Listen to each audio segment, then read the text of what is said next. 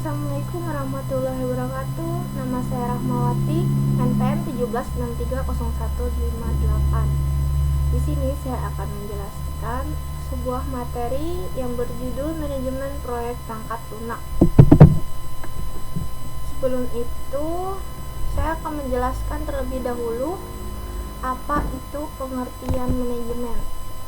Pengertian manajemen adalah proses merencanakan, mengorganisasikan, memimpin dan mengendalikan kegiatan anggota serta sumber daya yang lain untuk mencapai sasaran organisasi perusahaan yang telah ditentukan. Lanjut, sini saya akan menjelaskan pengertian proyek. Jadi di pengertian proyek ini ada dua pendapat pakar. Yang pakar pertama yaitu menurut Schwalbe, yang kedua yaitu menurut Larson. Jadi di sini menurut Larson, proyek adalah suatu usaha yang bersifat sementara untuk menghasilkan suatu produk atau layanan yang unik. Sedangkan menurut Larson, proyek adalah kegiatan yang kompleks, tidak rumit, dan usaha satu waktu yang dibatasi oleh waktu, anggaran, sumber daya, dan spesifikasi kinerja yang dirancang untuk memenuhi kebutuhan customer. Dan menurut Schwalbe, sebuah proyek itu memiliki atribut-atributnya tersendiri. Di sini Schwalbe menyebutkan 5 atribut untuk sebuah proyek. Yang pertama yaitu sebuah proyek memiliki tujuan yang khusus. Maksudnya yaitu proyek harus menghasilkan suatu produk khusus, layanan, dan hasil akhir. Dan kedua yaitu proyek bersifat sementara. Proyek bersifat sementara maksudnya proyek memiliki awal dan akhir yang jelas. Yang ketiga, proyek membutuhkan sumber daya bias dari beberapa area. Maksudnya sumber daya dapat berupa hardware, software, dan sumber daya lainnya.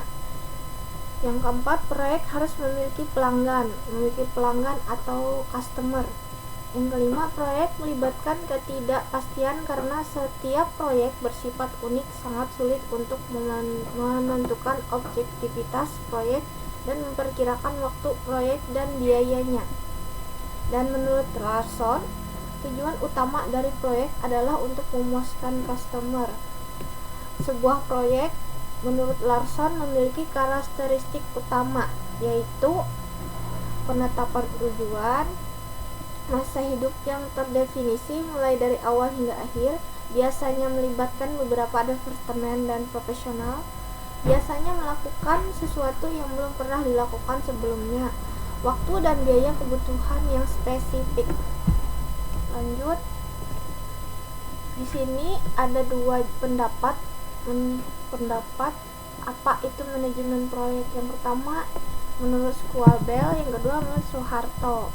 Schwalbe pada tahun 2006, manajemen proyek merupakan aplikasi ilmu pengetahuan, skill, tool, dan teknik untuk aktivitas suatu proyek dengan maksud memenuhi atau melampaui kebutuhan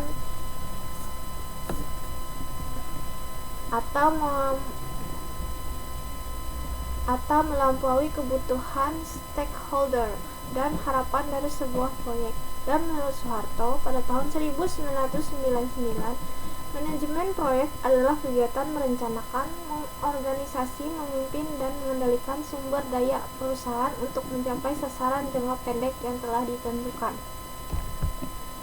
Menurut Nicholas, pada tahun 2001, terdapat 3 elemen penting dalam manajemen proyek, antara lain manajer proyek, tim proyek, sistem manajemen proyek.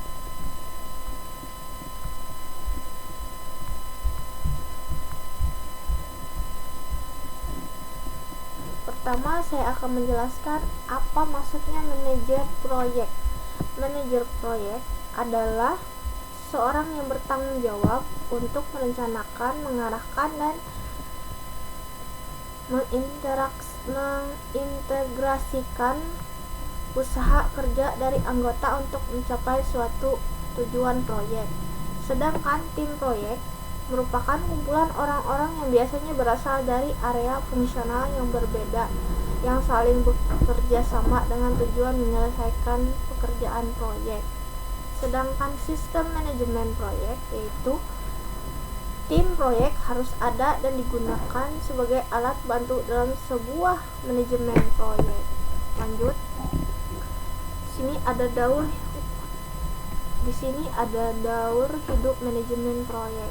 Menurut Sekolah Bell, daur hidup proyek merupakan kumpulan dari tahap-tahap proyek.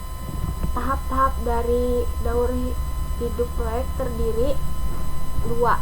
Yang pertama, project feasibility, dan yang kedua, project execution. Yang pertama terdiri dari tahap-tahap konsep dan pengembangan. Tahap ini berfokus pada perencanaan. Sedangkan untuk tahap yang kedua terdiri dari tahap-tahap implementasi dan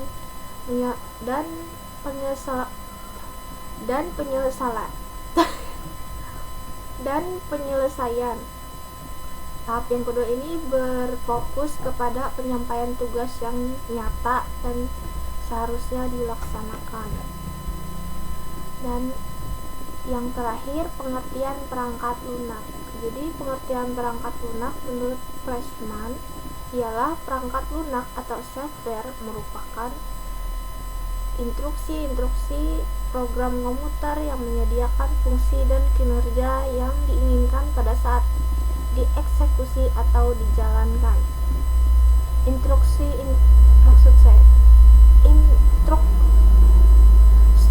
Struktur data yang memungkinkan program memanipulasi informasi sesuai yang diinginkan.